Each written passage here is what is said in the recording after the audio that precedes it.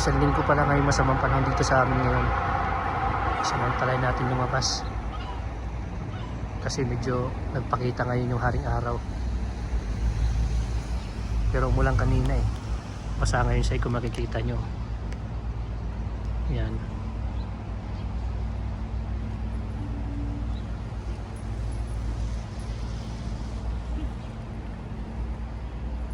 Tsaka pala kahapon dito tayo galing. Diyan tayo lumabas, galing tayo ng Bilbao ng sentro. Ngayon naman pakisamahan nyo naman ako. Punta ulit tayo ng sentro, pero hindi tayo dito sasakay. Hindi tayo sa kabilang train tayo sasakay.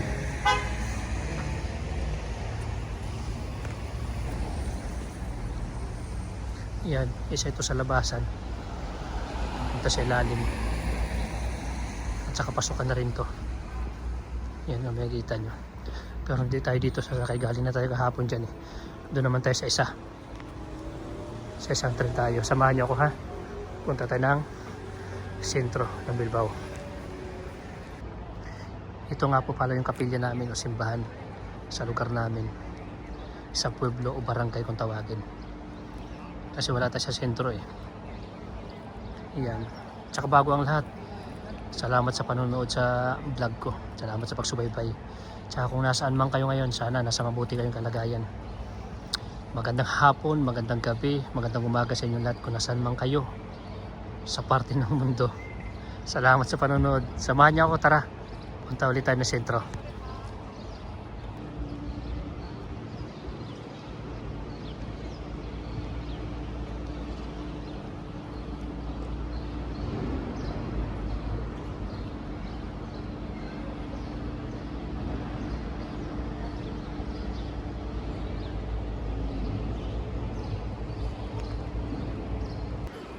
Ito nga pala yung gilid ng simbahan namin.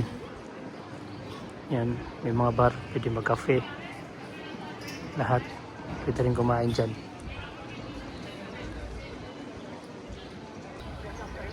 Ito naman yung ano namin, yung municipality.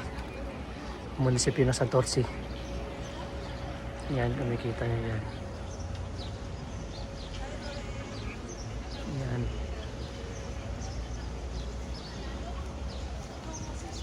Sa kakatabi nito yung kapilya namin. Yan.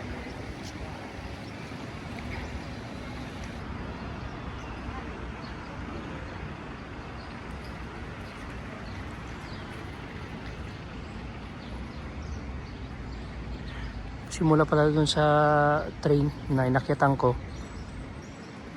nilabasan ko, doon tayo po sasakay sa kabilang train naman para may iba naman tayo. Tara, samahan niyo ako.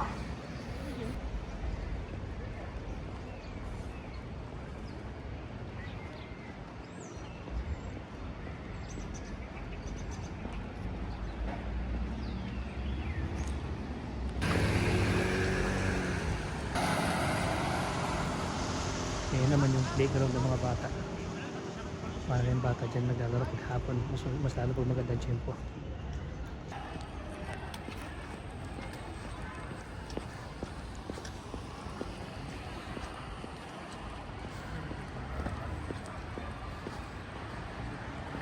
Tsakay tayo dito.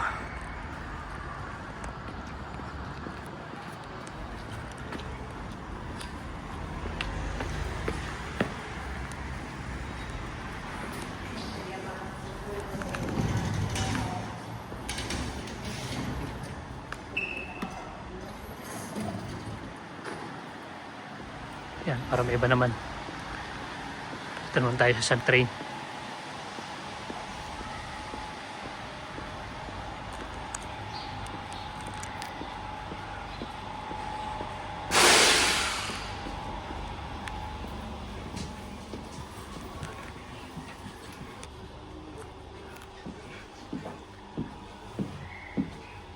Makita nyo, sobrang linis din dito. Oh.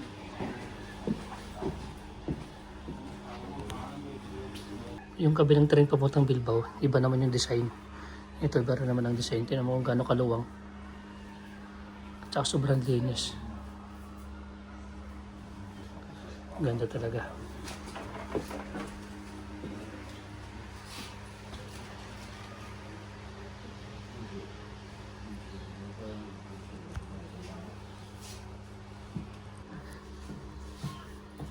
Pwede ka dito umupo nakatalikod, naka-side view, nakaharap. Yan, iba-iba dito mga upuan.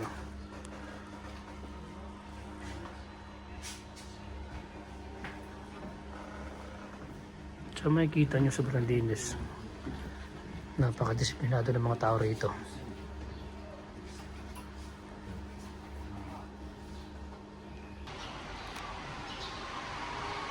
Lumawas muna ako sandali para makita natin yung labas eh, no?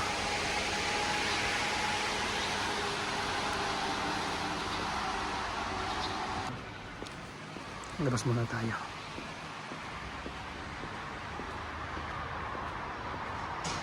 Para makita nyo.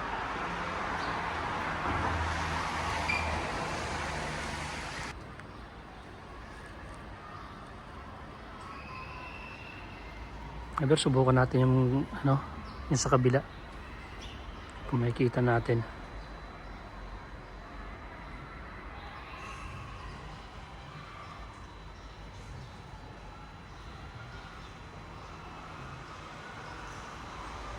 Diyan kami namimingwit ng anak ko lagi. Circuits. Ang dinadala ng tao. Yan mga yapi na yan, yung mga barko nakaparada. Nakita nyo. Yan ang may dumadaan ng mga tao dyan. Diyan kami namimingwit. Yan. Sa susunod yun naman ang pupuntahan natin.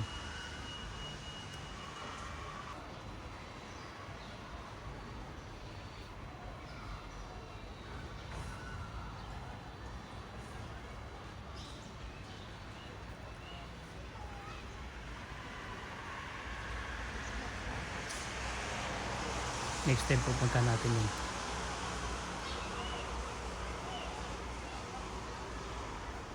Yun yung kung makikita nyo yan. Yung parang may cross. Yun yung Arteia. Mall din yan. Pupuntahan din natin yung balang araw.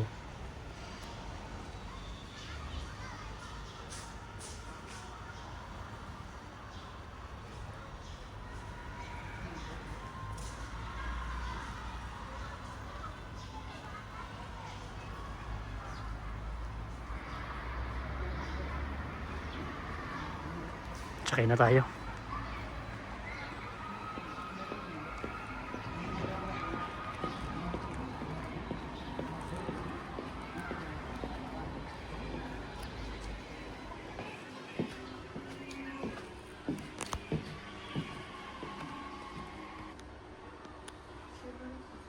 Al Bilbao Abando, di Tranvidea, cercanías Bilbao Abando vía 2.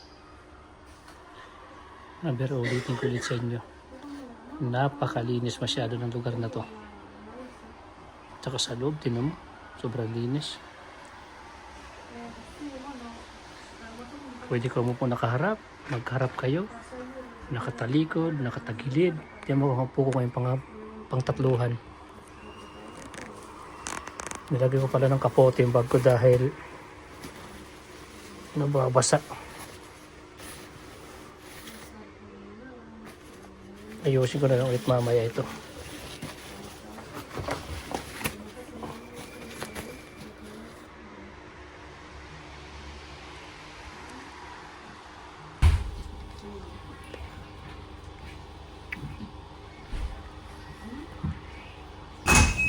Ayan, tumunog na.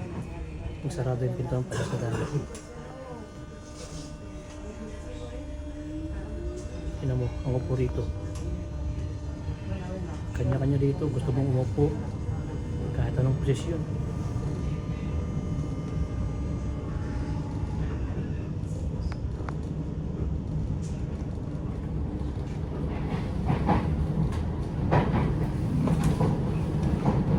Tsaka napakaluwang masyado nito.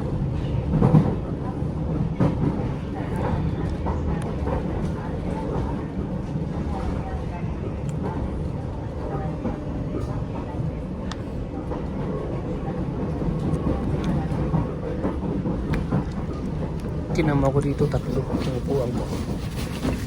Okay.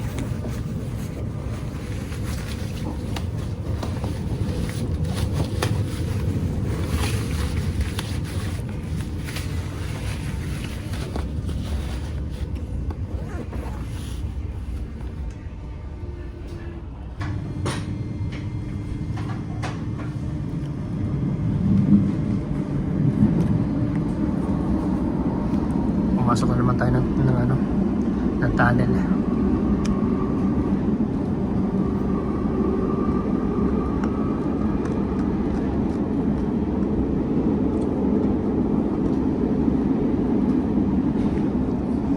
Naririnig ng tunog, kumakain ako ng candy. Kinakagat ko din, manghang.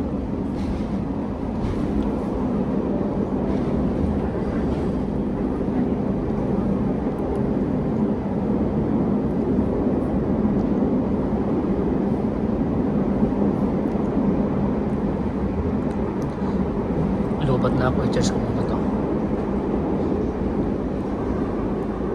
Abangan nyo yung yung part 2 nito o part 3. I-charge ko muna dito sa loob ng train kasi lubat na.